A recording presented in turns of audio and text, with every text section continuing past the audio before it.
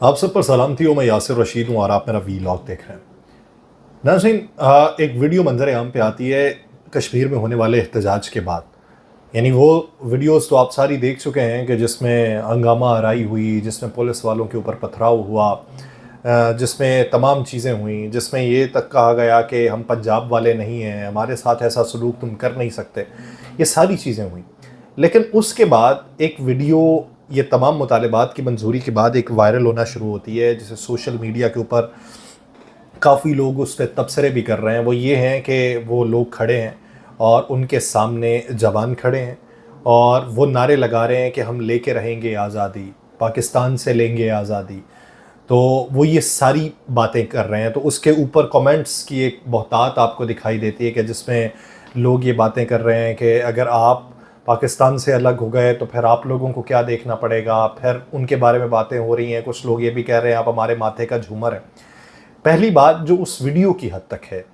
वो वीडियो के मुसद्दिका होने की कोई इत्तलात मौसूल नहीं हो रही कि वो वीडियो मुसद्दिका। मैं ये नहीं कहता कि वहाँ पे लोग ऐसे नहीं होंगे जो ये नारे लगाने वाले होंगे ज़रूर हो सकते हैं। पाकिस्तान में भी बेशुमार लोग ऐसे हो सकते हैं कि वो ये समझते हैं कि भाईजान ये बाढ़ हटा दें, पाकिस्तान को आप चाइना के साथ मिला दें। बहुत सारे लोग ये भी हैं कि हमें इंडिया के साथ ही होना चाहिए था। यानी ये इस तरह की बात है, लेकिन मुसद्दिका तौर पे क्या उसमें इत्तलात हैं कि ये नारे लगे हैं, तो वो सिंक्रोनाइज नहीं हो पा रही। यानी वो वीडियो शूट इस तरह आती है और वो इस तरह को घूम जाती है, तो उसमें वो लिप-सिंक आप सिंक्रोनाइज नहीं कर सकते कि क्या वाकई ऐसी बात वहाँ पर मौजूद है, और अगर है तो किन नकात के ऊपर है। यानी वहाँ पे अगर आप देखें पिछले 10 सालों में जिस हद तक वहाँ पे सियासी हैयत तब्दील हुई है और सियासी तौर पे जिन लोगों ने वहाँ पे बामे उरूज पाया, उनमें से ज़्यादातर अशख़ास वो हैं जो वहाँ पे इंतज़ामी तौर पे या अवामी तौर पे मजबूत नहीं हुआ करते थे। हमारे यहाँ पे सियासी तौर पे उन लोगों को मजबूत कर दिया गया जिनके ज़्यादातर स्टेक्स या जिनके ज़्यादातर कारोबार इधर या बाहर थे, यानी वहाँ के मकामी लोग नहीं। यानी माजी में अगर हम देखें तो वहाँ की जो मकामी तंजीमें हुआ करती थीं,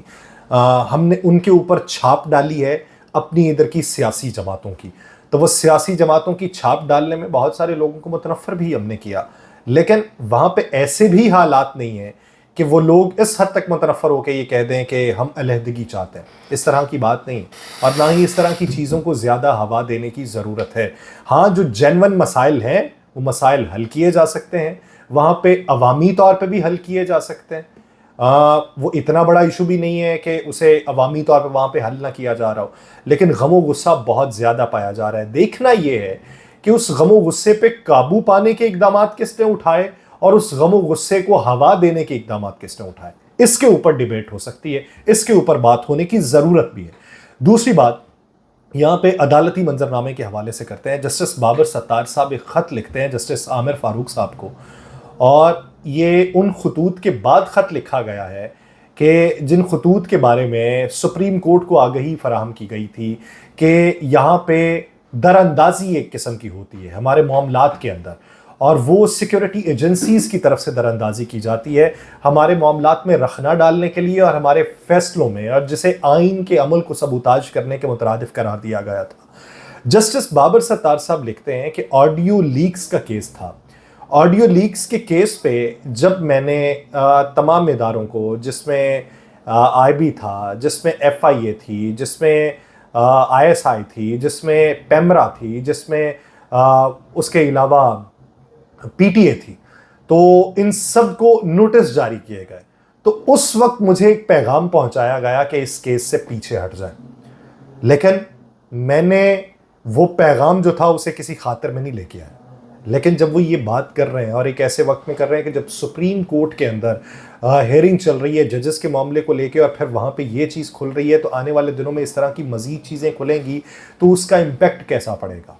ये देखने की ज़रूरत है। दूसरा ये कि बानी पीटीआई इमरान खान को सुप्रीम कोर्ट के अंदर पेश करने के हवाले से वो फैसला जो चीफ जस्टिस काजी फाइज ईसा साहब ने किया है, उसी फैसले को लेके उसके पीछे के अगर मंदरजात को देखें तो चीफ जस्टिस काजी फाइज ईसा साहब उसके ऊपर फैसला नहीं देने वाले थे। वो जस्टिस अतर मिनल्ला साहब बार बार जब बोलते रहे تو وہاں پہ قاضی فائز عیسیٰ صاحب نے یہ کہہ دیا کہ یہ شخصیاتی کیس نہیں ہے،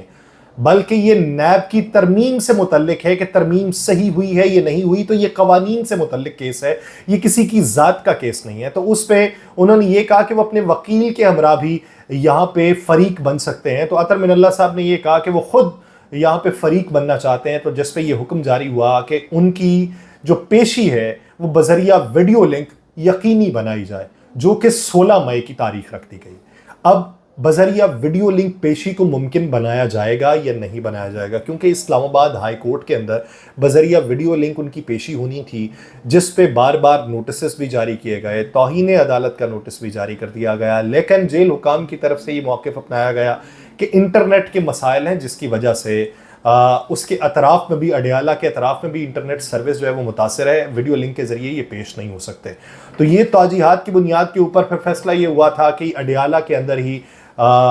جو ہے سارے معاملات ہوں۔ تو پھر موجودہ صورتحال میں اگر سپریم کورٹ کے اندر ویڈیو لنک کے ذریعے یہ پیش ہو جاتے ہیں تو اس کا ایک سیٹ بیک پاکستان تحریک انصاف کے بانی کو بھی ہوگا۔ وہ کیا ہے؟ وہ یہ ہے کہ اگر ویڈیو لنک کے ذریعے حاضری یقینی بنائی جاتی ہے تو دوسری عدالتوں میں بھی حاضری یقینی بنائی جائے گی۔ اگر وہاں پہ ویڈیو لنک کے ذریعے حاضری کو یقینی بناتے ہیں تو پھر وہ جو صحافیوں سے گفتگو کر لیا کرتے تھے، صحافی سوال پوچھتے تھے اور اس پہ گفتگو ہو جایا کرتی تھی، جس طریقے سے اسلام آباد ہائی کورٹ کے ایک جج کے سامنے جب یہ بات رکھی گئی کہ دیکھیں جی یہ رپورٹ نہیں کرنے دیا جاتا اور ہمیں روکا جاتا ہے کارروائی کو رپورٹ کرنے سے، تو جج صاحب نے کہا کہ آپ اس کے جو پہلو ہیں، قانونی پہلو، اور جو وہاں پہ سماعت ہوئی ہے، کارروائی کا احوال جو ہے وہ مکمل طور پہ آپ رپورٹ کر سکتے ہیں، جس میں کوئی عذر نہ ہو، آپ وہ رپورٹ کر سکتے ہیں۔ جب ایسے احکامات ان کی طرف سے جاری ہوئے تو اب ویڈیو لنک کے ذریعے جو پیشی ہے اس پہ بیرسٹر گوہر صاحب یہ کہتے ہیں کہ اگر وہ ویڈیو لنک کے ذریعے پیش ہو جاتے ہیں اور سپریم کورٹ اپنے یوٹیوب چینل کو بنا کے ادھر سے براہ راست وہ جو کارروائی ہے اس کا اجرا کرتی ہے، تو اس حوالے سے اس کے اپنے جو سبسکرائبرز ہیں وہ بھی بہت زیادہ ہو جائیں گے اور مونیٹائزیشن کا کرائیٹیریا بھی پورا ہو جائے گا پہلی سماعت کے اوپر ہی۔ تو اس طرح کی بات ان کی طرف سے کی گئی ہے، لیکن اب دیکھنا یہ ہے کہ 16 کو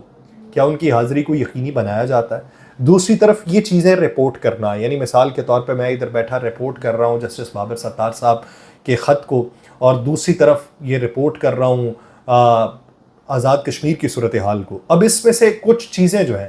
جو آپ کو مین سٹریم میڈیا پر رپورٹ ہوتی دکھائی نہیں دیتی، تو اس ضمن میں وہ جو رپورٹ کر رہا ہے اس کے اوپر قدغن لگانے کے لیے، پابندی لگانے کے لیے فوری طور پہ قانون سازی کی گئی ہے پنجاب کے اندر، اور اتنی تیزی میں کی گئی ہے کہ کوئی حساب نہیں۔ وہ قانون سازی کی گئی ہے کہ حقائق کے برعکس جو چیزیں رپورٹ کی جاتی ہیں، اب اگر مین سٹریم میڈیا پہ اگر آپ نہ چلوا پائیں، میں یہ نہیں کہتا کہ تمام یوٹیوبرز جو ہیں وہ حقائق پہ مبنی چیزیں فراہم کر رہے ہوتے ہیں، یہاں پہ بہت سارے لوگ ایسے موجود ہیں کہ جو صرف مفروضات کے اوپر کہانیاں گڑھ کے چیزوں کو رپورٹ کرتے ہیں، لیکن جو حقائق کے اوپر کر رہے ہیں وہ بھی اس رگڑے میں آ جائیں گے۔ وہ رگڑے میں اس طریقے سے آئیں گے جب مین سٹریم کے اوپر اسے رپورٹ نہیں کیا جا رہا ہوگا، آپ اپنے ویلاگ کے ذریعے رپورٹ کر کے بتا رہے ہوں گے، تو پھر آپ کے اوپر بھی قدغن ہوگی، آپ کے اوپر بھی پابندی ہوگی کہ یہ آئین کے آرٹیکل کے اس کے منافی ہے۔ تو پھر یہ بتایا جائے کہ آزادی اظہار رائے نام کس چیز کا ہے، تو آزادی اظہار رائے کی حدود و قیود کو متعین کر دیجئے۔ آپ نے آئینی طور پہ تو کی ہوئی ہیں کہ پاکستان کی سالمیت کے حوالے سے بات اگر اس کے مخالف جاتی ہے تو آپ نے نہیں کرنی، تو ہمیں یہ بتا دیجئے کہ سالمیت اس کی دعوے دار کون سی شخصیت ہے؟ وہ ایک شخصیت کی زبان سے جو نکلے اسی پہ عمل کر لیتا ہے۔ مجھے دیجئے اجازت، اللہ نگہبان۔